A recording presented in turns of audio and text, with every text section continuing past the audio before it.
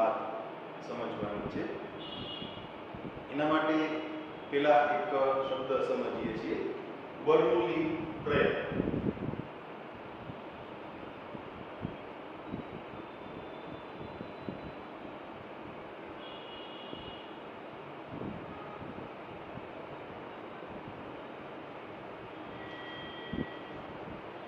બર્નૌલી પ્રયત્નો એટલે શું?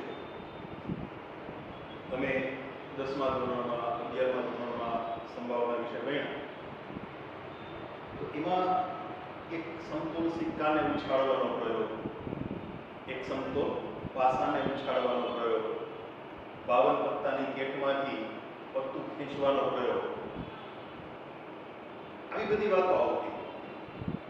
એટલે સપોઝ તમને એવું કહેવામાં આવે કે સિક્કાને 7 વખત ઉછાળવામાં આવે છે. પછી 7 વખત ઉછાળવાના પ્રયોગનું નિદર્શોકાશ આપણે લખી ના શકીએ, કારણ કે એના ઘટકો કેટલા થાય? 2 ની 7 ઘાત એટલે 128. અથવા એક સમતોલ પાસાને 10 વખત ઉછાળવાનો પ્રયોગ, તો એનો નિદર્શોકાશ છે, એની યાદી એ આપણાથી ન થઈ શકે. તો એ જે 10 વખત ઉછાળવાની વાત, એટલે 10 પ્રયત્નો, સિક્કાને અથવા પાસાને 7 વખત કે 10 વખત ઉછાળવાની વાત, એટલે 7 પ્રયત્નો, 10 પ્રયત્નો. 52 પત્તાની કેટમાંથી તમે એક પછી એક એમ 3 પત્તા, 4 પત્તા, 5 પત્તા પસંદ કરો, પુરવણી સહિત. હવે બનશે એવું, તમે સિક્કો ગમે તેટલી વખત ઉછાળો, ઉપરની બાજુએ છાપ મળવાની સંભાવના અથવા કાંટો મળવાની સંભાવના એ સમાન રહેશે. અને ઉપરની બાજુએ છાપ મળે અથવા કાંટો મળે, આવી જે જુદી જુદી ઘટનાઓ, દરેક પ્રયત્ન ઉદ્ભવતી ઘટના A1 પ્રથમ વખત છાપ મળે, ઘટના A2 બીજી વખત છાપ મળે, વ્યાપક રીતે ઘટના EI સિક્કાને I વખત ઉછાળતા છાપ મળે, તો એ બધી ઘટનાઓ નિરપેક્ષ છે. કારણ કે પ્રથમ વખત છાપ મળી તો બીજી વખત છાપ મળશે અથવા નહીં જ મળે એવી કોઈ ખાતરી આપણે આપી શકતા નથી. એવું જ પાસામાં બને. પાસો ઉછાળતા ઉપરની બાજુ મળતી સંખ્યા એ અવિભાજ્ય હોય એવી કોઈ ઘટના વિચારીએ, તો પ્રથમ પ્રયત્ન વિભાજ્ય સંખ્યા મળે અને બીજા પ્રયત્ન વિભાજ્ય સંખ્યા મળે, અથવા વ્યાપક રીતે આઈમાં પ્રયત્ન તમને વિભાજ્ય સંખ્યા મળે, તો આ બધી ઘટનાઓ નિરપેક્ષ છે. 52 પત્તાની કેટમાંથી તમે પુરવણી સહિત પત્તાની પસંદગી કરો છો, તમને એકો મળે, પહેલી વખત એકો મળે, એની જે સંભાવના છે એ બીજી વખત એકો મળવાની સંભાવના છે. એટલે આ ઘટનાઓ નિરપેક્ષ છે. બીજું, તમે એવું વિચારો કે સિક્કાને આઈ વખત ઉછાળી પડે, ઉપરની બાજુએ છાપ મળીને આપણે આપણા પરિણામ તરીકે કન્સિડર કરીએ, આંકડાશાસ્ત્રની ભાષામાં એને સફળતા કહીએ. આપણે સફળ થાય, છાપ મળે તો આપણે જીતી જઈએ. તો પ્રત્યેક પ્રયત્ને છાપ મળવાની સંભાવના એ બદલાશે નહીં, અચળ રહેશે. સિક્કો ઉછાળતા ઉપર તરફ અવિભાજ્ય સંખ્યા મળે તો અવિભાજ્ય સંખ્યા મળવાની સંભાવના એ બદલાશે નહીં, અચળ રહેશે. 52 પત્તાની કેટમાંથી તમે ગમે તેટલી વખત એકો પસંદ કરો તો એ એકો મળવાની સંભાવના એ અચળ રહેશે. પણ આ રમતના પરિણામ એનો ક્યાંક અંત આવવો જોઈએ, એટલે કે એ પ્રયત્નોની સંખ્યા શાંત હોવી જોઈએ.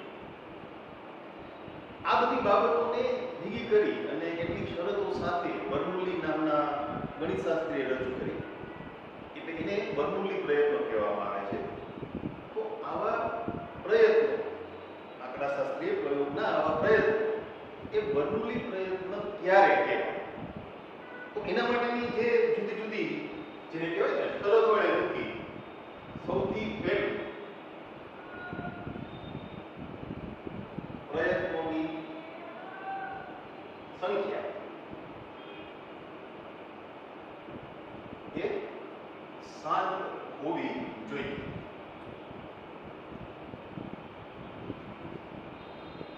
નંબર 2,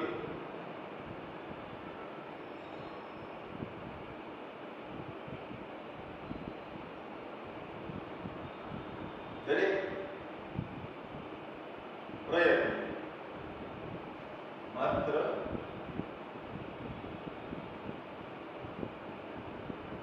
જ પરિણામ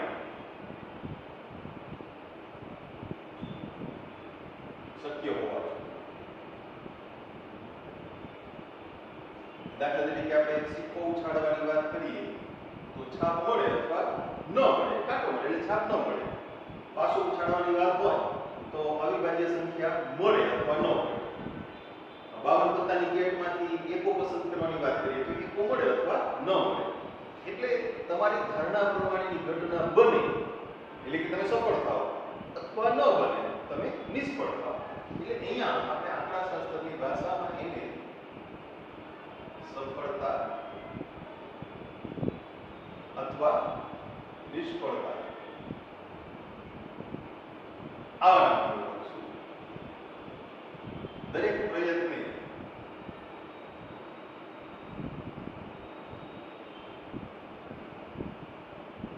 સફળતાની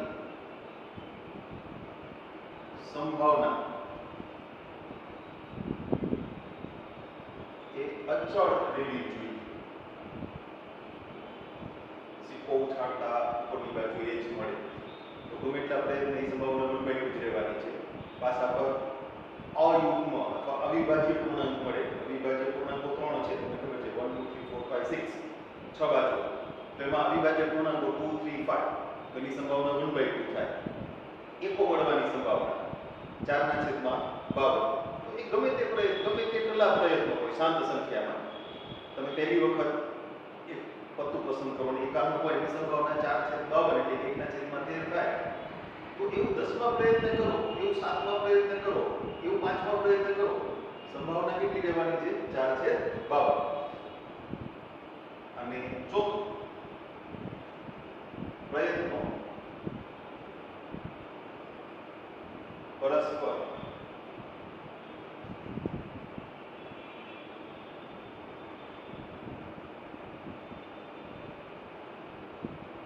નિરપેક્ષ હોય. હવે આ રીતે યાદચ્છિક ચલ x ને આપણે ફરીથી વ્યાખ્યાયિત કરવાના છે. બર્નોલી પ્રયત્નો સાથે યાદચ્છિક ચલ x વ્યાખ્યાયિત કરવાના છે. તમે યાદચ્છિક ચલ વિશે ભણી ગયા એટલે તમને ખબર છે કે ચલે ધારણ કરેલી કિંમતોની સામેની સંભાવના એની જરૂર પડે આપણને. તો યાદચ્છિક ચલ x નું બર્નોલી પ્રયત્નો દ્વારા વ્યાખ્યાયિત યાદચ્છિક ચલ x નું સંભાવના વિતરણ એના માટેનું સૂત્ર એની વાત કરીએ આપણે. બર્નોલી પ્રયત્નો દ્વારા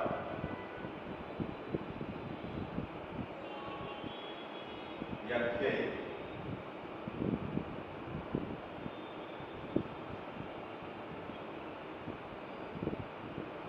યાદચ્છિક ચલ x નું સંભાવના વિતરણ એ આ સૂત્રથી મળશે તમને. ચલે ધારણ કરેલી કિંમત x હોય સ્મોલ x એની સંભાવના અથવા એને તમે ટૂંકમાં આમ પણ લખી શકો સ્મોલ p કૌંસમાં x. તો એના માટેનું સૂત્ર છે NCx b raised to x q raised to n minus x. આ બધા ચલને આપણે ઇન્ટ્રોડ્યુસ કરશું.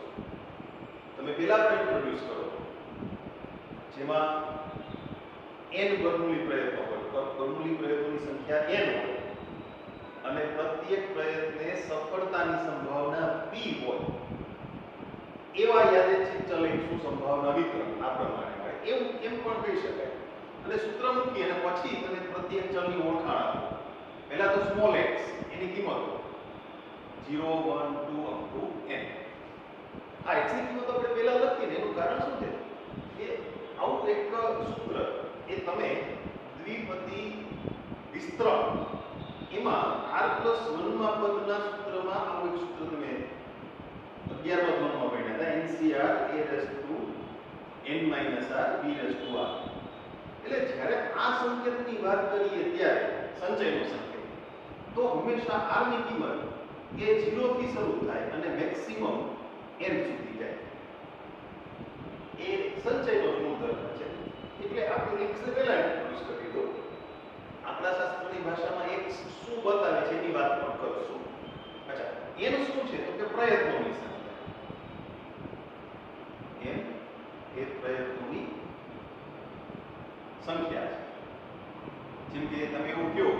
સમતોલ સિક્કાને 7 વખત ઉછાળવામાં આવે તો એનું મૂલ્ય 7 થાય. એક સમતોલ પાસાને 10 વખત ઉછાળવામાં આવે તો એનું બરાબર 10. 52 પત્તાની પેટમાંથી પુરવણી સહિત એક પછી એક એમ 7 પત્તા પસંદ કરવામાં આવે. પ્રત્યેક પત્તું 91 હોય એની સંભાવના છે. આવો કે પ્રશ્ન આવ્યો તો તમે 7 વખત પત્તું પસંદ કરો છો એટલે પ્રયત્નોની સંખ્યા 7 થાય. P છે એ પ્રત્યેક પ્રયત્ને સફળતાની સંભાવના એ દર્શાવે છે. સિક્કો ઉછાળતા H મળે, છાપ મળે, સંભાવના 1/2. પાસો ઉછાળતા ઉપર તરફ 3 ના ગુણાંકની સંખ્યા મળે. આવી બે સંખ્યાઓ છે એટલે સંભાવના 2/6 એટલે 1/3 એ સફળતાની સંભાવના છે. Q છે એ આમ તો નિષ્ફળતાની સંભાવના ગણાય પણ જ્યારે બે જ પરિણામો શક્ય હોય, આપણે અહીંયા વાત કરીએ છીએ માત્ર બે જ પરિણામો શક્ય હોય એટલે માનો કે સિક્કો ઉછાળતા ઉપર તરફની છાપ મળવાની આપણે વાત કરીએ તો છાપ મળે ને આપણે સફળતા ગણીએ તો છાપ ન મળે, છાપ મળેની સંભાવના 1/2, છાપ ન મળે નિષ્ફળતા થઈ તો એની સંભાવના 1/2. બેનો ટોટલ કેટલો થયો 1. આ પ્રયત્નો નિરપેક્ષ છે એટલે સંભાવનાનો સરવાળો તો એક થવાનો જ છે, બરાબર? એટલે સફળતાની સંભાવનાને P કહીએ અને નિષ્ફળતાની સંભાવનાને Q કહીએ તો P + Q = 1 એટલે Q = 1 - P. P + Q = 1. અચ્છા, x આપણે સંચય મુજબ એના મૂલ્યો શું હોઈ શકે એની વાત કરી પણ આંકડાશાસ્ત્રની ભાષામાં એની ઓળખાણ શું તો કે એ સફળતાની સંખ્યા બતાવે છે. તમને વળી પાછું એક દાખલાની રૂપમાં વાત કરું કે ભાઈ એક સમતોલ સિક્કાને 8 વખત ઉછાળવામાં આવે છે. વધુમાં વધુ 2 વખત છાપ મળે એની સંભાવના છે. સિક્કાને 8 વખત ઉછાળવાની વાત કરીએ એટલે n બરાબર 8. છાપ મળવાની વાત થાય તો છાપ મળે ને સફળતા ગણી તો સફળતાની સંભાવના P 1/2. Q બરાબર પણ 1/2. વધુમાં વધુ 2 વખત સફળતા મળે એટલે 2 અથવા 2 કરતા ઓછી વખત એટલે તમે વધુમાં વધુ 2 વખત સફળતા એટલે x ની કિંમત 0 અથવા 1 અથવા 2. x <= 2 તો ચલે ધારણ કરેલી કિંમત 0 હોય અથવા એટલે પ્લસ 1 હોય અથવા પ્લસ 2 હોય. તો આ સ્મોલ x ના મૂલ્યો એ શું બતાવે છે તમે કેટલી વખત સફળ થાઓ છો એટલે સફળતાની સંખ્યા બતાવે છે. તમને એક પણ વખત છાપ ન મળે, તમને એક વખત છાપ મળે, એક વખત સફળ થયા, બે વખત છાપ મળે, તમે બે વખત સફળ થયા તો x છે એ સફળતાની સંખ્યા છે. હવે આવી વાત આપણે વાત કરતા હતા PR + 1 નું સૂત્ર જે મૂક્યું એ દ્વિપદી સંભાવના દ્વિપદી વિસ્તરણમાં તમે શીખાજો. અહીંયા જે સૂત્ર આપણે રજૂ કર્યું છે એમાં x ની કિંમતો 0 થી શરૂ કરીને n સુધી છે. તમે યાદ કરો આપણે 13.4 વખતે યાદચ્છિક ચલ x નું સંભાવના વિતરણ કોષ્ટક સ્વરૂપે રજૂ કરતા હતા તો એ વખતે ત્યાં બે શરતો મૂકેલી હતી. પ્રત્યેક p of xi > 0 અને સિગ્મા p of xi = 1. અહીંયા p + q એ ટોટલ 1 તો છે જ એટલે આ MCX p⁻x qn - x આનો આપણે સરવાળો કરતા હતા x = 0 x = 1 x = 2 પણ વ્યાપક વાત કરીએ તો ચલની કિંમત 0 થી શરૂ થઈ અને n સુધી જાય. ચલે ધારણ કરેલી કિંમત આવું કોષ્ટક યાદ કરો. ચલે ધારણ કરેલી કિંમત 0 1 2 up to n, બરાબર? અહીંયા એની સંભાવના આ બધી સંભાવના અહીંયા લખી દો. હવે ચલે ધારણ કરેલી કિંમત 0 હોય એટલે x બરાબર 0 થયા એટલે nc 0 p ની 0 ઘાત q ની n - 0 ઘાત વગેરે. પણ ઈ બધાયનો સરવાળો એટલે ઈ સરવાળો શું થયો કે સિગ્મા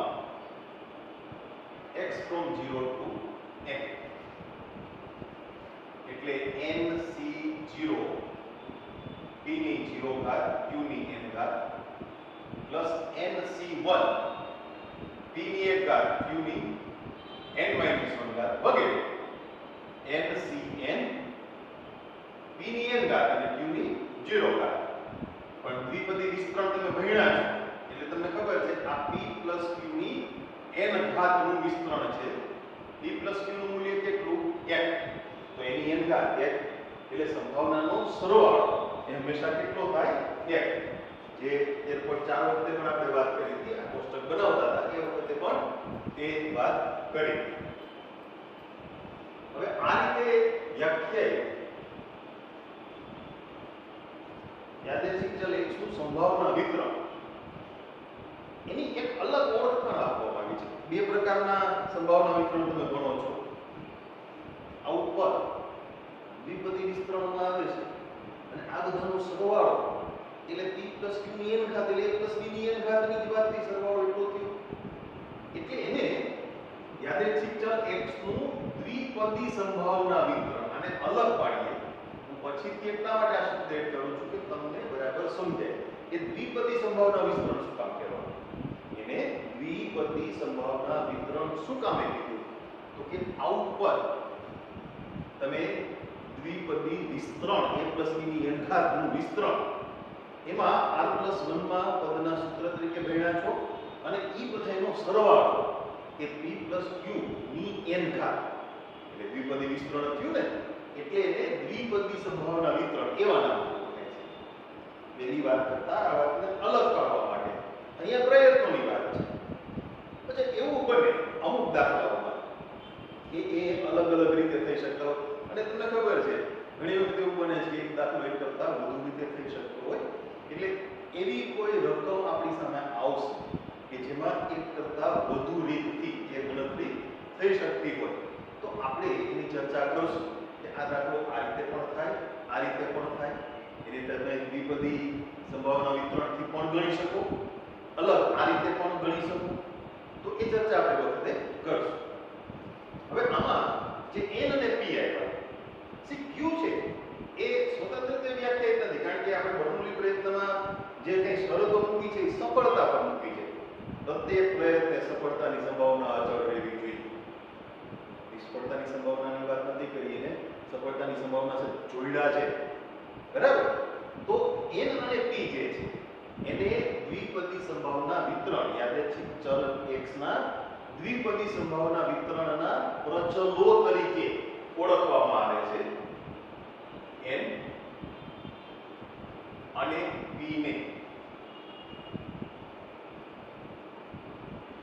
યાદચ્છિક ચલ x ના દ્વિપદી સંભાવના વિતરણના પ્રચલો તરીકે ઓળખવામાં આવે છે.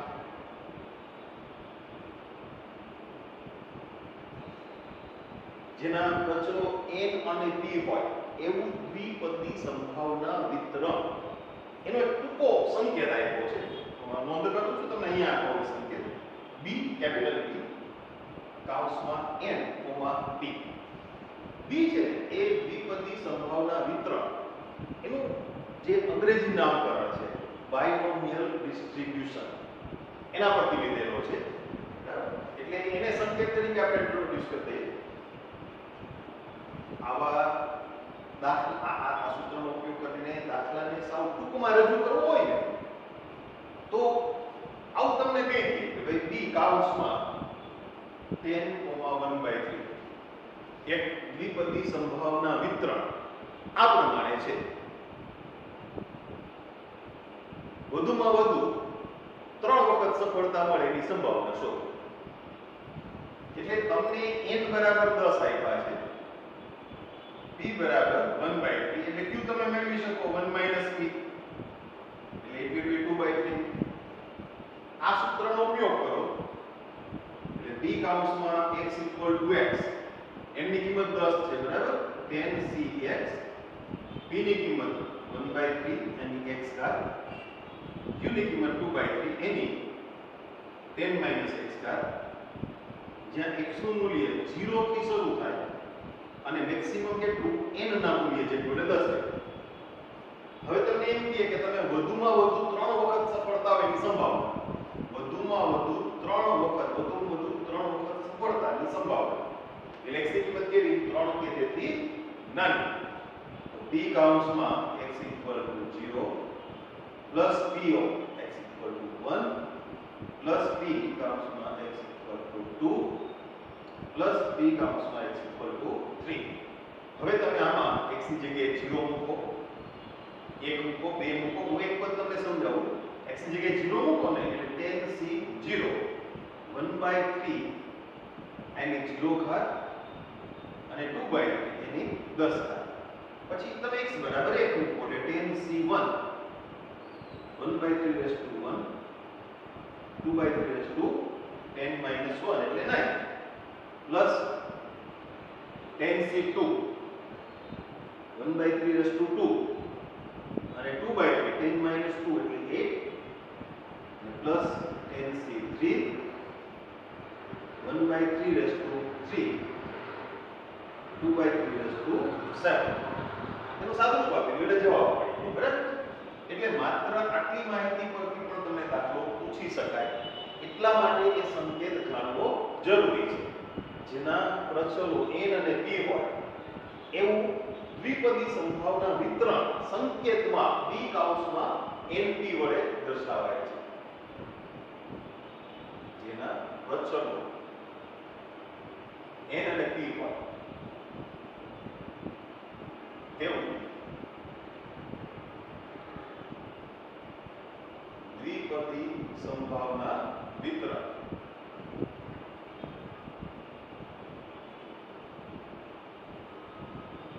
સંકેતમાં p કૌંસમાં n, p દ્વારા દર્શાવાય છે. અને આ માહિતીમાં આ ટોપિકમાં છેલ્લી વાર આ રીતે વ્યાખ્યાયિત યાદચ્છિક ચલ x એનો મધ્યક અને એનું વિચરણ એના સૂત્રો x નો મધ્યક એનું સૂત્ર છે np અને એનું વિચરણ એનું સૂત્ર છે npq. મધ્યક અને વિચરણ વચ્ચેનો સંબંધ શું? તો કે np ની કિંમત છે તે હંમેશા npq કરતા મોટી હોય. એનું કારણ શું છે? q નું મૂલ્ય છે 1 કરતા નાનું છે. સપોઝ q નું મૂલ્ય એ 1/3 છે તો n અને p ના ગુણાકારને 1/3 વડે ગુણો એટલે 3 વડે ભાગો એટલે મૂલ્ય નાનું થઈ ગયું ને. એટલે np છે મોટા છે, મધ્યક મોટો છે વિચરણ કરતા. આની વચ્ચેનો સંબંધ એ ધ્યાનમાં રાખો અને આ બે સૂત્રો ધ્યાનમાં રાખવા. દ્વિપદી સંભાવના વિતરણમાં જે યાદચ્છિક ચલ વર્ગમૂળી પ્રયત્નો દ્વારા વ્યાખ્યાયિત યાદચ્છિક ચલ x એનો મધ્યક np અને એનું વિચરણ npq. એટલે તમારે આ ટોપિક માટે ટોટલી જે સૂત્રોની વાત કરી તો કેટલા સૂત્રો યાદ રાખવાના છે? એક તો સંભાવના વિતરણ માટેનું આ સૂત્ર, એના જુદા જુદા જે ચલ છે એની આ ઓળખાણ, મધ્યકનું સૂત્ર, વિચરણનું સૂત્ર અને એક આ સંકેત. આટલી બાબતો તમારે ધ્યાનમાં રાખવાની છે. એ બરાબર સમજી લ્યો. પછી નેક્સ્ટ લેક્ચરમાં આપણે એના ઉદાહરણ અને દાખલાઓ એની વાત એ સમજીશું.